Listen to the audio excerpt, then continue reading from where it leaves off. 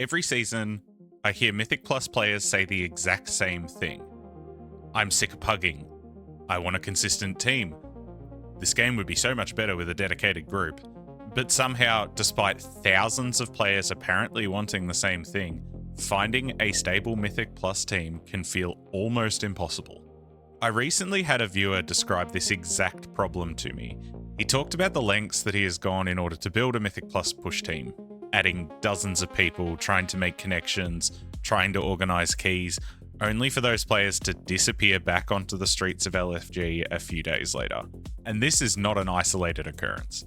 I think a big part of the problem, though, is that Mythic Plus has quietly trained many of us to behave like free agents.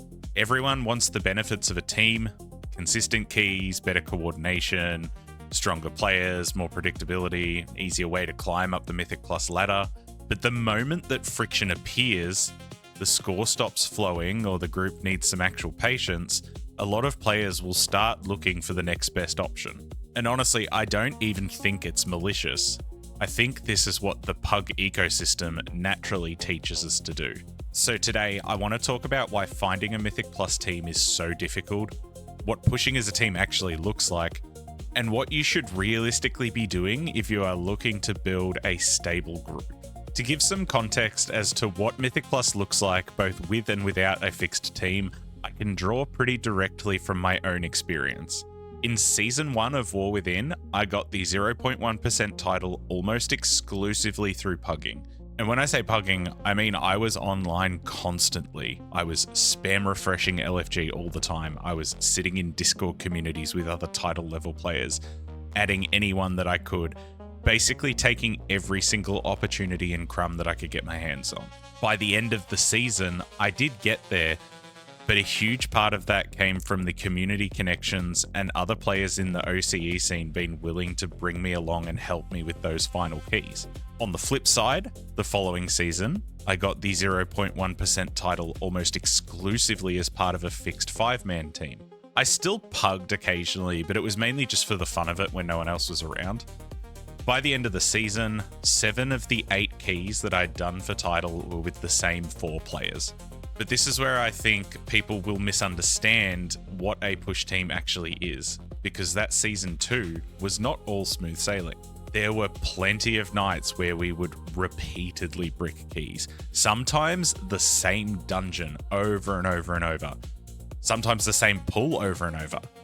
And there were definitely nights where we just felt like we were slamming our heads against a brick wall. But with all that repetition came the actual benefit of having a group. By the end, we would often know what the other people in the group were going to do before it even happened. Even 18 months later, I can still remember some specific pulls. In Motherload, for example, there was a pull where I knew that I had to get the first kick on a specific caster, then VOD would chains, then Sinners would use Beam, then VOD would use Silent Sigil, then we would rotate kicks on our assigned marks, then Shock would use double Shaman knocks, then Fred would use double Mage knocks. This probably sounds complicated from the outside, but by that stage we'd practiced it so many times that it was actually just kind of natural. And that's the thing, the idea of a perfect push team where 5 players just walk in, instantly synergize, and start smashing keys to bits is pretty much a fantasy. A team doesn't just magically take you into the upper levels of Mythic Plus just because you're in one. The real benefit comes from the habits that you build, the repetition, the trust, and then the joy that you get of consistently growing together. I also noticed this really clearly in Season 2 of War Within as well. On the nights where one person was away, replacing them was actually really hard.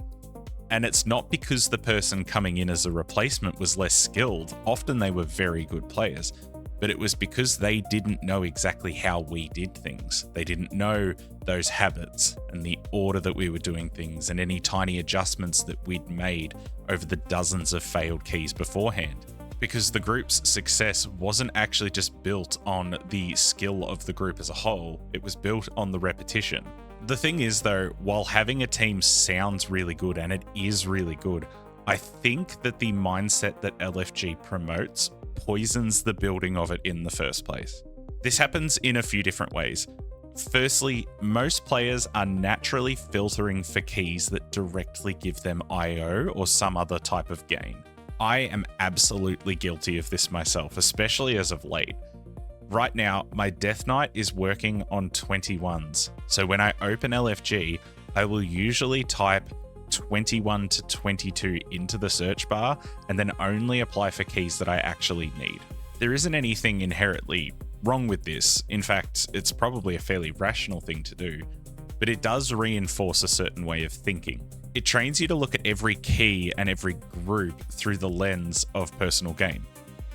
Does this give me score? Does this move me forward? If the answer is no, then a lot of the time I won't even apply. Again, that's not evil or anything, it's just how LFG does work. But over time, you're implicitly teaching yourself that any interaction with Mythic Plus needs to be worth something immediately. And then this flows into the times where you're also the key holder. Most applicants to your key are also going to be there because they need that dungeon, which again is completely fine. But it creates this weird ecosystem where the key holder, especially if they're holding a resilient key, isn't just forming a group, they're offering up a valuable opportunity to people. And that can breed a little bit of resentment, I think. Some key holders in response to this will start filtering to an insane degree, like waiting forever and only inviting players who are massively overqualified or as qualified as possible. Others will become frustrated because it feels like their resilient key is being used as a stepping stone by players who simply just want access to that dungeon.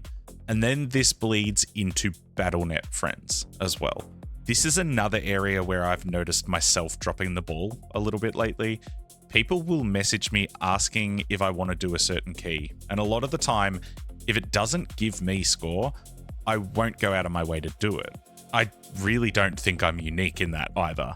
People add each other after good keys all the time, but often those connections aren't really treated like future teammates. They're just treated like access points. Access to a better key, access to a better group, access to someone who's higher up on the ladder, access to an opportunity to help you climb. What that starts doing is it starts turning networking into something a lot more transactional. You're not adding friends to push with, you're adding a possible route onto your next step up the ladder. I think this is one of the biggest reasons why forming a real team in Mythic Plus is actually so hard. LFG teaches us to behave like free agents, whereas team building requires us to behave like teammates.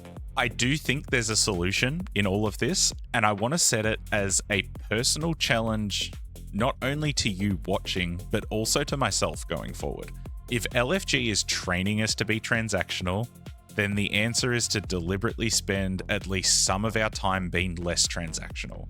The first thing is pretty simple. Don't just exclusively run keys that give you score. As I said, this is how I actually got a foothold in the Mythic Plus space in the first place.